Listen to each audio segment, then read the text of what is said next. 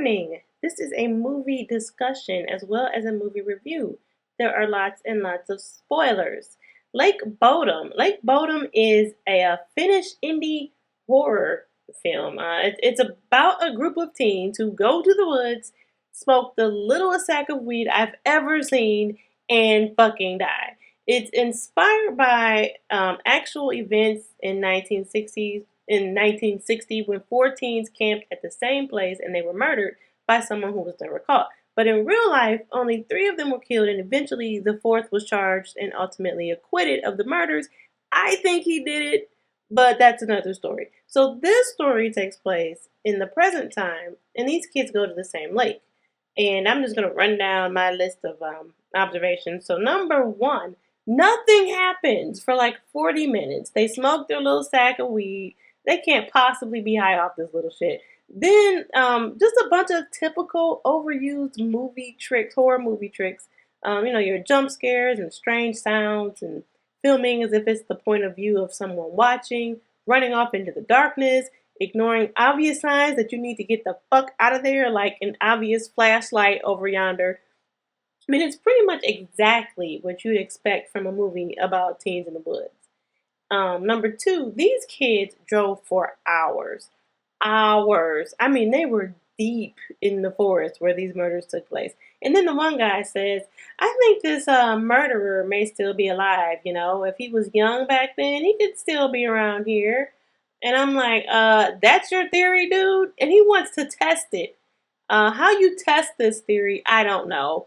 And he's talking about reconstructing the crime scene. And the whole time I'm like, oh, you gonna reconstruct some shit, all right. And I can't wait because y'all gonna fucking die. And that's what the fuck y'all get.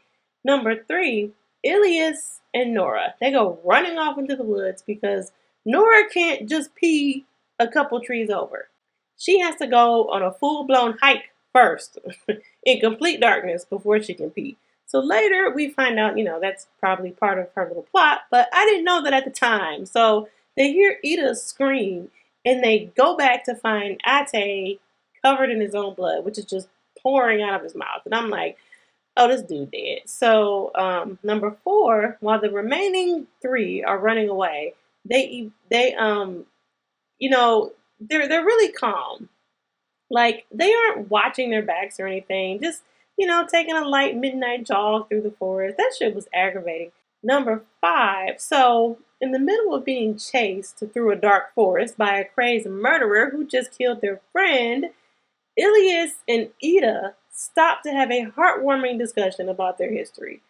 If y'all don't get the fuck on, okay, again, now we know this was part of the plan, Ida and Nora, but, Ilias doesn't know that, okay? He's been out there moseying around all nonchalantly. Dude, get the fuck out of there. Number six. So Ilias gets stabbed while he's, telling Ida that ain't no fucking naked pictures of her because he's the king of naked picture locating and he ain't located no naked pictures. Turns out it's Nora who stabbed him, okay? And this is the first time you realize this bitch is crazy. Number seven. So this is where things get really interesting. Nora and Ida are psychopaths.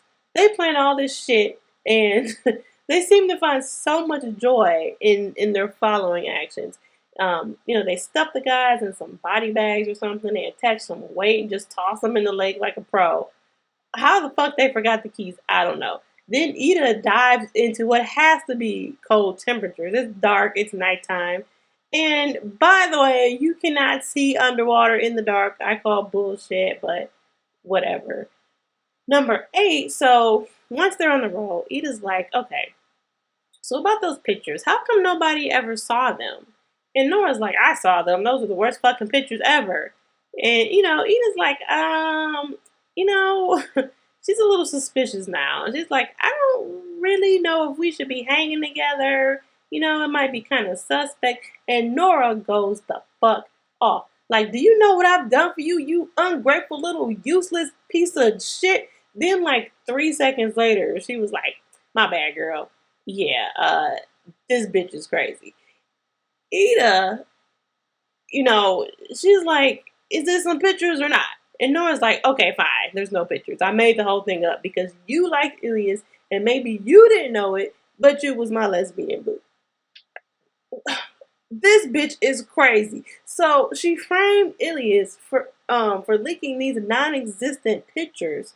And when Ida found that out, I mean, what other option did she have than to kill him? And Ate, he was just a pawn. Fuck him too. So, I'm processing all this like, okay, they tricked these guys into fake tricking them to come out to the lake.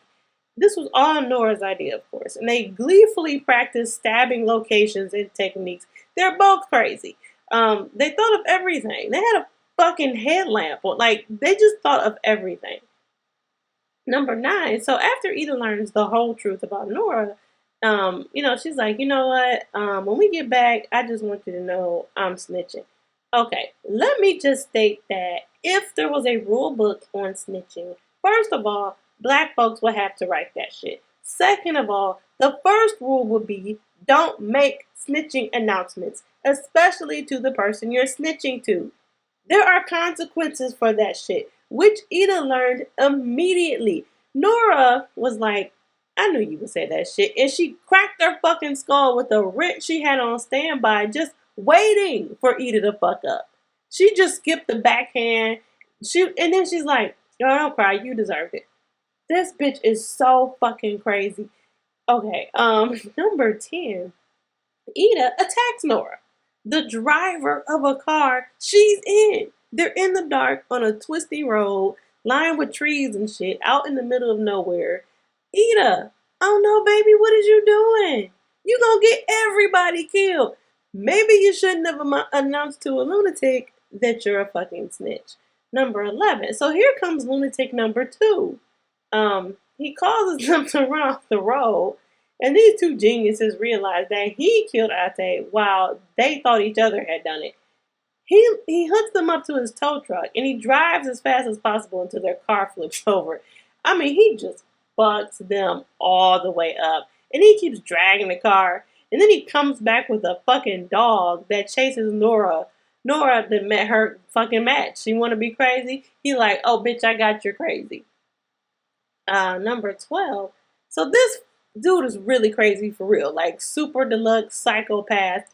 He like, they cut to these scenes and he's just doing all these things to him. He like super glued their lips together with something. He dressed them in their little reconstruction reenactment bikinis. And then he apparently grabbed those dudes up off the bottom of the lake. And he threw all 4 of their asses in a tent. And there you have it, y'all's reconstruction. Then all you hear is a bunch of breaking and crunching and cracking and like muffled screaming.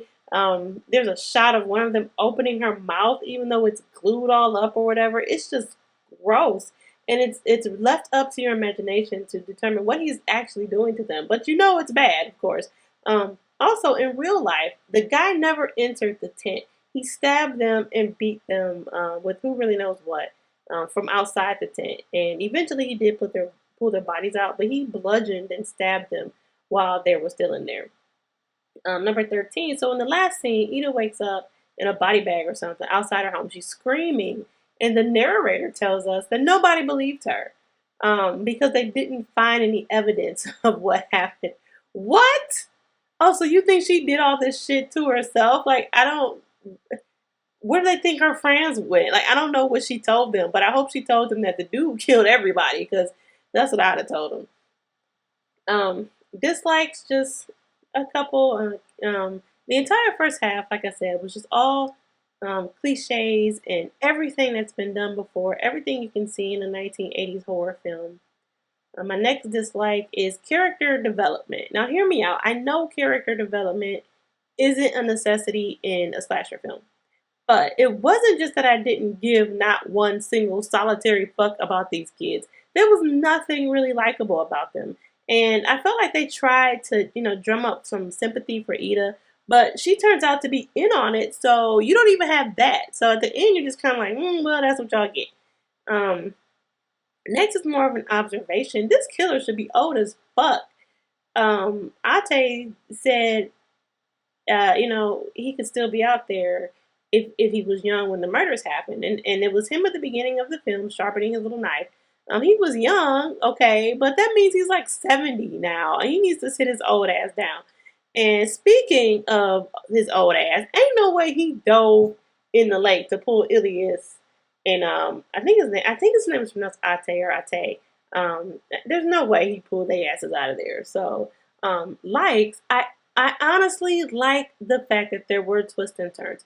People may not like where the story ended up, but at least it wasn't predictable. They really helped to throw you off by appearing to have the guys trick the girls into coming because, of course, that took all the suspicion off the girls. So that was kind of like a little trick, but I'll allow it. My next like is pretty good cinematography. That was a plus. And honestly, I'd say that's about it. The movie was just okay. It didn't excel in any particular category. Nothing really stood out. The acting was okay. The dialogue was okay. The characters were kind of okay. Everything was just okay, which is why I'm giving it a 5 out of 10. So please like, subscribe, follow me on Twitter, MovieBuffChick1, and have a nice day.